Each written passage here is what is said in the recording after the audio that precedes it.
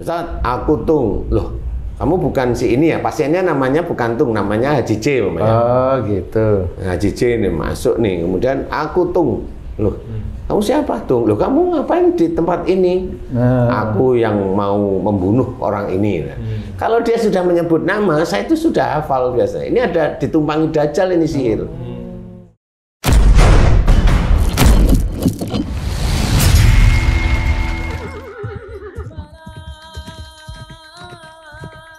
Bismillahirrahmanirrahim. Assalamualaikum warahmatullahi wabarakatuh. Waalaikumsalam warahmatullahi wabarakatuh. Para pemirsa dan sahabat beriman dimanapun berada, kita jumpa lagi di Ustadz Danu Official Channel bersama saya Tung dan sahabat saya Bang Jainuddin. Pada kesempatan kali ini kita akan ngaji lagi bersama guru kita semua, Pak Ustadz Danu. Assalamualaikum Pak Ustadz. Waalaikumsalam warahmatullahi. Amin ya Rabbal Alamin. Pak Ustadz, gini izin mau bertanya ini Pak Ustadz. Di YouTube itu ya Pak Ustadz, di YouTube lah ya, di YouTube yang jelas ini di YouTube itu sering sekali, iya YouTube ya sering sekali di situ itu ada tayangan-tayangan yang berhubungan dengan pocong misalnya gitu ya Pak Ustadz ya. Ada pocong tiba-tiba muncul dia. Tiba-tiba pocong dengan manusia ini berteman seperti itu. Ada genderuwo, ada juga yang seperti ya apalah cewek-cewek ya, semacam noni-noni Belanda seperti itu Pak Ustadz, ketemu orang. Nah, ada juga yang model kayak apa namanya tuh kakek-kakek seperti itu itu sorban ya, bersorban pakai jubah. Wah, itu sebenarnya gimana itu Pak Ustadz, kok seperti itu ya, bisa seperti itu kejadian-kejadian itu Pak Ustadz? Iya. Bismillahirrahmanirrahim. Assalamualaikum warahmatullahi wabarakatuh. Waalaikumsalam warahmatullahi wabarakatuh. Amin ya rabbal alamin. Memang Allah menciptakan jin dan manusia itu untuk beribadah, disuruh oleh Allah Ta'ala untuk beribadah kepada Allah Ta'ala. Nah, seperti pocong kalau di Indonesia ini ya, pocong, genderuwo, kuntilanak, kemudian ada beberapa atau banyak tayangan tuh, ada yang seperti putri pakai mahkota kecil, atau pangeran zaman-zaman dahulu seperti itu. Ada yang siluman ular yang dia badannya manusia, ekornya ular seperti itu. Banyak gambaran ini yang saya mengamati itu sebenarnya begini. Mereka semua jin-jin itu memang diizinkan oleh Allah Ta'ala muncul karena ilmu yang bikin video. Yang bikin video. Yang bikin video itu punya ilmu. Nah, entah dia itu pakai dupa, entah dia itu pakai mantra, itu dia baca dulu sebelumnya. Nah, Ustadz, maaf, kalau orang yang bikin itu pakai ilmu, peralatannya juga gimana? Apakah kita nyorot pocong bisa kelihatan atau kamera dia aja, Ustadz? Saya tidak tahu persis, tapi ini hanya saya menganalisa aja. Diawali dari memang si yang punya video itu kan mengajak kolab. Kerjasama ya sebenarnya. Oh gitu. Entah dengan dupanya, entah dengan apanya ya, saya nggak tahu. Entah dengan bunga 7 rupa atau dengan apa, saya nggak tahu. Minyak wangi, saya nggak tahu, tapi kurang lebih begitulah. Kolab mereka itu untuk dijadikan vlog lah istilahnya. Tontonan lah. Tontonan. Ya. Nah, yang seperti ini sebenarnya tidak hanya menjadi tontonan biasa. Saya mencoba untuk mengingatkan saudara-saudara kita yang muslim yang menyukai hal tersebut. Nah, sebenarnya apa yang terjadi? Sebenarnya insya Allah itu pocong, itu genderuwo, itu kuntilanak, itu putri, itu pangeran, itu kayak manusia tapi bawahnya ular. Itu semuanya di belakang jin itu sebenarnya ada Dajjal. Oh, kepentingannya Dajjal apa? Kepentingannya Dajjal itu insya Allah membelokkan iman yang punya video, yang membuat video, sama membelokkan iman yang menonton video. Yang menonton, Mas. Gimana bisa kok iman yang menonton itu gimana anunya Pak Ustadz itu? Ya sama seperti kalau kamu umpamanya suka melihat wanita yang rambut kuning, nah itu kan lama-lama kan seneng. Dajalnya yang mana itu Pak Ustadz? Nah, dajalnya yang akhirnya lupa dengan yang di rumah umpamanya kan seperti itu. Melupakan ya. Maksudnya yang rambut kuning itu dajalnya atau dajalnya di antara rambut kuning dan ya, oke. Gitu, dajalnya kan akhirnya antara matanya ada dajal. Kan ini baru nonton. Sebenarnya keinginan itu sudah ditangkap oleh dajjal. Jadi sebenarnya innamal a'malu binniyat itu sebenarnya sudah terbaca. Dia itu mau apa itu sudah terbaca di situ. Jadi niat itu nggak usah dengan bukan tidak usah ya. Bukan hanya dengan bismillah. Dia punya pikiran ingin mewujudkan genderuwo atau putri atau ini, itu sudah kebaca oleh dajjal. Nah, dajjal inilah menyurupi, merasuki jin, siluman umpamanya, siluman yang dijadikan bentuk seperti putri, dibentuk seperti pangeran, mengaku-ngaku dari kerajaan A, dari kerajaan B, dari kerajaan C, seperti itu. Tapi itu makhluk memang punya keahlian untuk merubah dirinya menjadi apa yang seperti putri, seperti itu Pak Ustadz? Makhluk itu nggak bisa. Yang bisa itu dajjalnya. Jadi dajjalnya itulah sutradaranya. Makhluk itu hanya peran, kemudian di make up-i menjadi putri. Seperti itu. Jadi dajjal ini sutradaranya karena ada kepentingan dari sutradara besar, yaitu pembuat video. Dia yang nanti akan disiarkan melalui videonya. Nanti biar banyak orang yang melihat tayangan itu. Nah, dajjal itu akan menyuguhkan film-film ketemu dengan putri, ketemu dengan ini, ketemu dengan ini. Sama seperti itu. Walaupun diawali dia dengan bismillah, diawali dengan Allahu Akbar, diawali dengan astagfirullah, dajjal nggak peduli seperti itu. Karena dia hanya mulut aja. Orang-orang seperti itu hanya mulut aja. Makanya niat utama dari mana dia? Niat utamanya dia itu memang mau nemui dajjal melalui jin itu. Makanya dajjal itu masuk ke jin itu merubah sehingga menjadi tayangan yang mengaksikan di YouTube, di sosmed, di mana-mana itu seperti itu. Nah, inilah yang nantinya dajjal-dajjal yang ada di hati, di pikiran, di mata orang yang menonton ini mulai mengajak untuk menyukai seperti itu, menyukai seperti itu. Ini anak buah dajjal kan Ustaz nih? Iya, semua banyak di dunia ini kan anak buah dajjal kan banyak sekali. Sebelum dajjalnya nanti nanti dajjal utama itu turun. Insya Allah seperti itu. Nah, inilah yang disukai oleh dajjal, yaitu merusak iman orang-orang Islam sebenarnya. Dan orang Islam tahu nggak? Orang Islam tahu tidak tahu nggak urusan. Karena banyak sekali dari pendakwah itu jangan melakukan perbuatan syirik. Yang syirik nggak? Yang gimana ya? Menyembah patung nggak? Itu kan jelas sekali gitu ya. Ya, kalau masalah menyukai jin, akhirnya percaya dengan jin, itu ya sama, nanti larinya akan menuju ke arah syirik. Ustadz, yang tadi pembuat video itu dengan segala macam caranya itu tujuannya adalah kan mendapatkan keuntungan harta, berarti dia butuh dengan harta. Nah, apapun yang dibutuhkan itu dajjal akan memberi asalkan nurut ataupun memenuhi syaratnya dari dajjal, Ustaz. Nggak harus seperti itu. Nggak harus seperti itu. Dajjal itu sangat rapi kalau dia menjalankan misi, mau membelokkan iman itu rapi. Jadi istilahnya kalau orang itu di manusia dibaiat, dia nggak perlu baiat, nggak perlu syarat ya. Karena apa? Orang yang mempunyai video itu dia pasti punya ilmu. Dan orangnya sendiri punya mata untuk melihat makhluk-makhluk itu.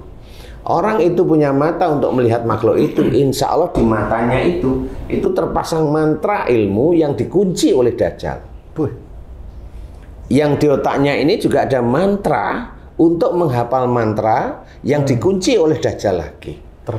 Terkait semuanya, sehingga dajjal-dajjal yang ada di tubuhnya orang yang mempunyai ilmu tersebut itu terkait dengan dajjal yang ada di luar. Jadi sebenarnya sistematis itu, dan itu demokratis loh itu.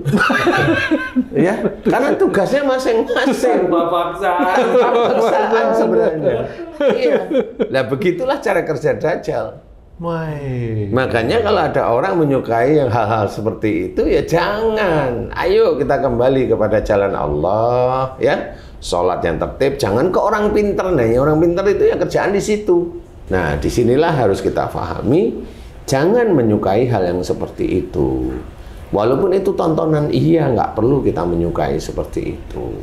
Lebih baik dengar kajian. Kan banyak ustadz-ustadz baik di Indonesia ini. Jangan yang suka tontonan yang seperti itu aja. Kan Ustadz-ustadz baik, iya sih. Lo kan banyak ustadz baik itu di Indonesia. Ya. Maksudnya nggak sakit, sehat. Sehat ya. Banyak ustadz-ustadz sehat kan gitu ya. Jadi intinya adalah tontonan-tontonan seperti itu kurangi saja, karena itu bisa menggeserkan iman kita dari Allah Ta'ala. Jadi harus belajar bahwa itu yang ngerjain siapa, saya insya Allah akan memberikan gambaran. Itu Dajjal. Insya Allah saya sudah hafal. Karena kenapa seperti itu? Ada nih, ada pasien saya umpamanya, dia nyebut-nyebut satu nama. Saya tanya, kamu siapa nama? Kamu dia nyebut nama umpamanya Tung umpamanya. Aku disantet, aku Tung. Ini orang yang disebut ini orang. Nih, oh, manusia. Pasien nih ya. Pasien nyebut, Ustaz, aku Tung. Loh, kamu bukan si ini ya? Pasiennya namanya bukan Tung, namanya Haji J umpamanya. Oh, gitu. Haji J nih masuk nih, kemudian aku Tung. Loh, kamu siapa Tung? Loh, kamu ngapain di tempat ini?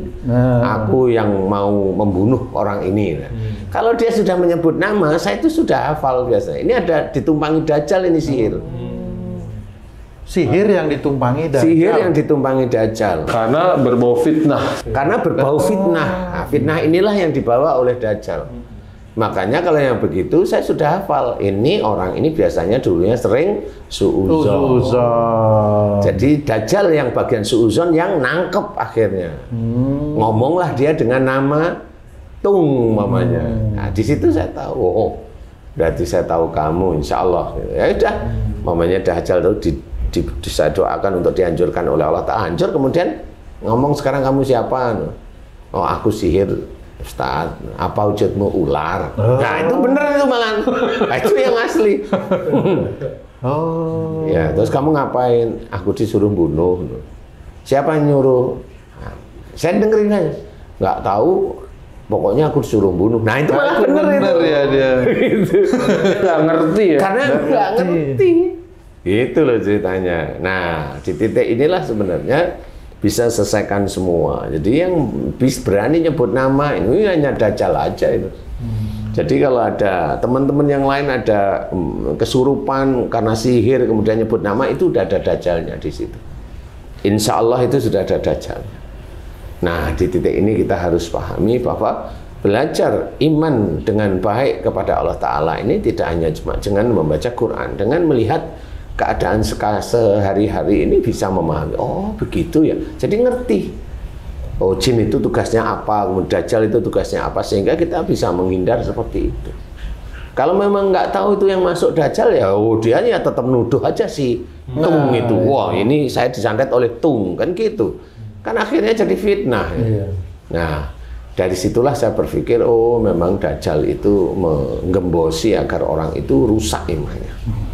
Jadi seperti itu. Jadi tontonan-tontonan yang tidak mendidik, tidak mengarahkan iman, tidak menguatkan iman kita kepada Allah Ta'ala, nggak perlu kita tonton. Kalaupun mau nonton, ya anggap aja itu lucu-lucuan anak kecil aja. Ya kan? Jadi belajar untuk memahami bahwa seperti itu insya Allah ditunggangi oleh Dajjal. Jadi jangan menjadi kesenangan. Ustaz, kalau orang yang udah terlalu dalam dicengkram oleh Dajjal karena nafsunya yang dikedepankan, Ustaz, gimana caranya dia untuk bertobat, Ustaz? Itu dari hidayah aja.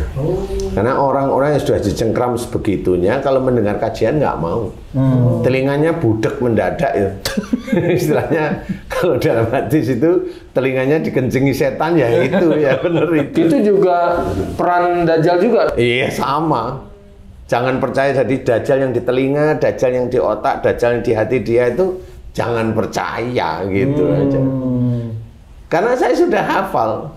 Jadi kalau saya ketemu sama orang yang mamanya di sini ada sesuatu ngomong yang kurang baik gitu ya mamanya, saya dengerin omongannya apa.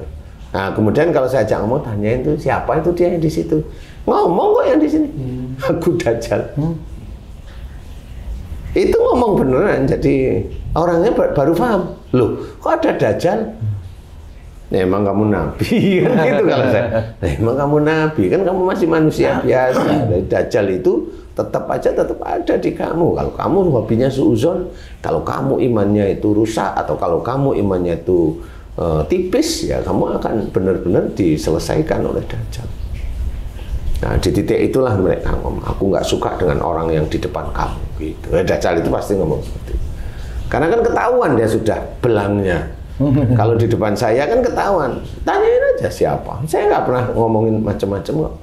Nah setelah dia tuh kok Dajjal ya Ustaz? Iya memang seperti itu tugasnya. Gimana supaya Dajjal itu keluar ataupun bebas dari Dajjal orang itu Ustaz? Kalau orang itu bebas dari Dajjal itu berarti orang tersebut sempurna. Sempurna. Dan di dunia ini tidak ada orang yang sempurna. Pasti ada berarti. Iya, tidak ada istilahnya sampai saat ini sangat jarang sekali orang itu sempurna. Paling tidak pengaruhnya nggak kuat gitu. Kalau pengaruhnya nggak kuat itu aja macam-macam. Satu, kalau nih orang tersebut menyalahi syariat Islam, entah itu orang Islam, entah itu orang non-Islam, mamanya dia kan menyalahi nih. Tapi Dajjal itu nggak keluar. Kenapa? Karena memang Dajjalnya di tubuhnya itu tidur. Oh. Maksudnya tidur gimana? Maksudnya tidur itu adalah bereaksi, gitu. Imannya orang tersebut tidak kuat. Sehingga kalau imannya orang itu tidak kuat, Dajjalnya itu insya Allah tidur dianya. Oh, maksudnya tanpa digoda pun dia udah tergelincir. Dia udah tergelincir tanpa digoda itu. Kan imannya tadi tidur, imannya kurang, Dajjalnya tidur kan gitu. Nah berarti waktu Dajjal sempat masuk itu dia melakukan kesalahan gitu Pak? Iya. Oh gitu. Insya Allah seperti itu, insya Allah. Jadi kalau mamanya kamu salah gitu ya, Dajjal itu buka mata, kemudian masuk ke tubuhmu itu langsung tidur dia. Insya Allah seperti tidur aja. Nah, yang membuat Dajjal itu melek buka mata, bangun, itu imannya sudah mulai baik. Siap. Niat itu karena Allah, bukan dunia. Sholat itu lillahi ta'ala, bukan untuk kaya, bukan untuk sukses, bukan untuk anaknya berhasil, bukan untuk lulus, bukan untuk bukan. Sholat itu lillahi ta'ala, untuk mencari ridha Allah, mengagungkan Allah, benar-benar serius seperti itu. Tapi kalau sholatnya sudah diembel-embeli dengan ingin kaya, sehingga dalam sholat baca suratnya ini ayat sekian sampai sekian. Nah, itu kan jelas sholatnya itu untuk kaya, untuk sukses, biar tidak dijegal pada waktu dia jadi direksi, tidak dijegal oleh orang lain. Nah, kan tujuannya itu. Nah itu Dajjal itu sudah masuk dan aman dia tidur dengan nyenyak di situ.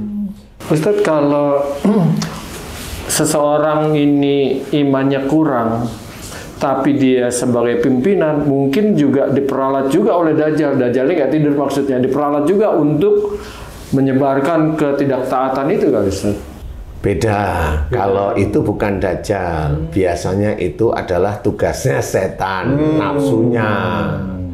nafsunya. Jadi kayak mamanya Tung disuruh pimpinannya, Dek nanti aku minta 5M ya untuk proyek yang sono mamanya. Nah itu bukan Dajjal, itu setan.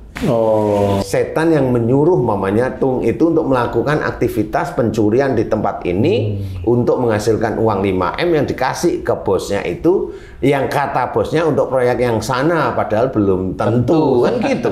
Itu setan lagi. Itu setan, bukan Dajjal. Tapi pada saat dia pimpinannya Tung tadi itu menyuruh, Dajjal itu sudah masuk ke tubuh dia.